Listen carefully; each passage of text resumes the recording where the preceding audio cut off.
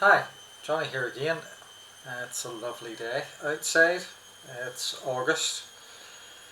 And yeah, we're going to do another Iron Maiden video, hence the t-shirt. So it is, this time it's 10 amazing tracks by them and a couple of extra worthwhile mentions. These are just my 10. So we'll get straight into it because there's 14 or 15 songs to talk about here, so we don't want it to go on and on and on. So the first one comes off the newest album, Senjutsu, but that is Hell on Earth. It's about 12 minutes long and it didn't need to be.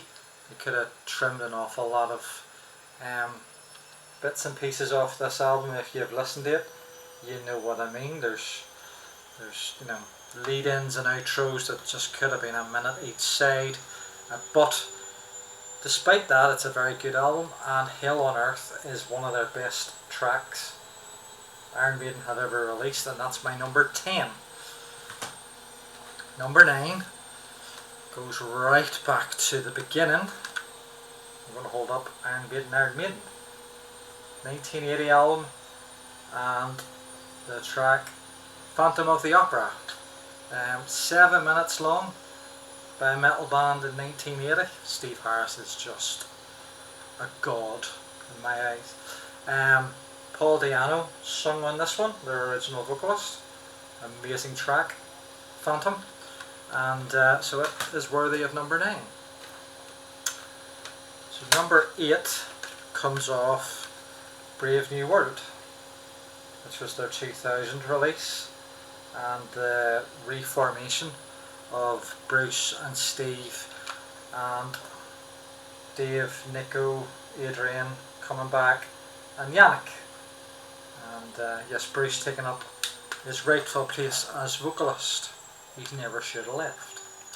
And I've picked number 8 is Wicker Man, the title track, the top track, beg your pardon. And also coming at number 7, a firm favourite on tour and whatnot, people sing along to, Blood Brothers. Massive song. Maybe should have been higher up on this list, but it's fantastic. 2 fantastic tracks, fantastic album overall. We're down to number 6, and where would it be if it didn't come from the Power Slave album, 1984, and Aces High. What a cracker opening to an album, if there ever was one. Fantastic song, wee short one, but still excellent guitar and whatnot. So moving on to number 5, from Somewhere in Time, Heaven Can Wait. Don't play it so much on tour nowadays, but back in the 80s, after it came out, it was on every tour, right through to live at Donington and quite possibly beyond. Do you know? Heaven Can Wait's just massive. Always gets the crowd going, always gets them singing along. Awesome, just awesome. Sure, all these songs are awesome. I mean, that's the point. I mean, it's easy to do a top 10. It's easier to do 10 you don't like by Iron Maiden, and there's only about 10 maybe, but like, it's hard to whittle down their entire back catalogue of, God, I don't know, 17 albums. You're talking 150 songs. So, you know, how do you whittle that down really to your 10 favourites? But I'm giving it a go. Coming in at number 4 and 3, of Seventh Son of a Seventh Son, amazing album. Evil That Men Do at number 4, and Can I Play With Madness at number 3. And we're at number 2, an early album and a cracker album, one of their biggest, one of their best. It comes off Number of the Beast, and no, it's not the title track, it's a bit blurry, so it is. No, my favourite song off this is Hallowed Be Thy Name. Fantastic song, 7 minutes again, for 1982 of a rock band, a metal band like these. Again, Steve Harris. Man's a genius. So he is. Genius. And coming in at number 1, can you guess? It's off this album.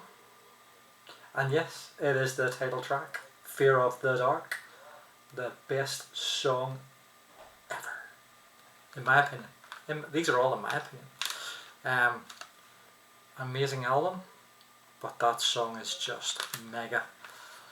You know, heard it too live at Iron Maiden Belsonic back in June there. Oh, the crowd went wild, and quite rightly so. So that's the top 10. There's a couple of honourable mentions. 5 again out of 150. We'll start with Blaze Bayley, who was singer in the mid-90s. He done X Factor, the album, and Virtual 11. It was rubbish. But honourable mentions of this go to Fortunes of War and Aftermath. Maybe Look for the Truth as well. Very, very dark and brooding album, but fantastic. Bit of a scary cover as well. Next up, Matter of Life and Death. And the cover's missing, so it is, but we'll go with that. So we will. And it gets a mention for The Pilgrim and The Longest Day. They were fantastic songs off that.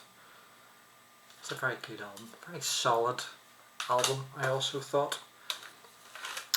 Moving on to the album that has the worst opening track out of all 17, and that's, you know, Don't Start Me on Senjutsu itself, the song.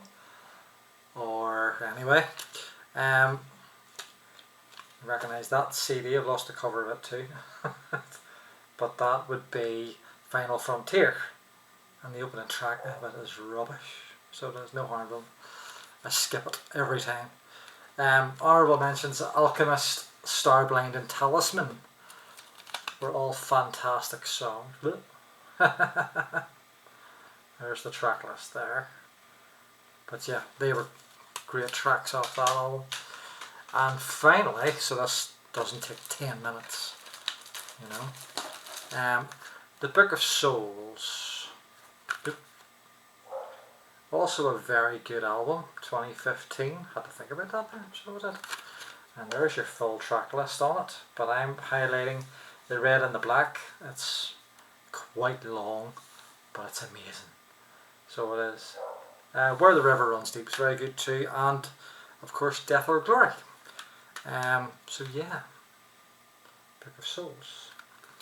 So that was my top 10 Iron Maiden tracks. I've whittled them down from 150 odd, and 6 or 7 honourable mentions that probably sit outside the top 10, and they were in no particular order. Again, thanks for watching, like and subscribe, and hopefully next time it's a book related video. Okay, all the best now.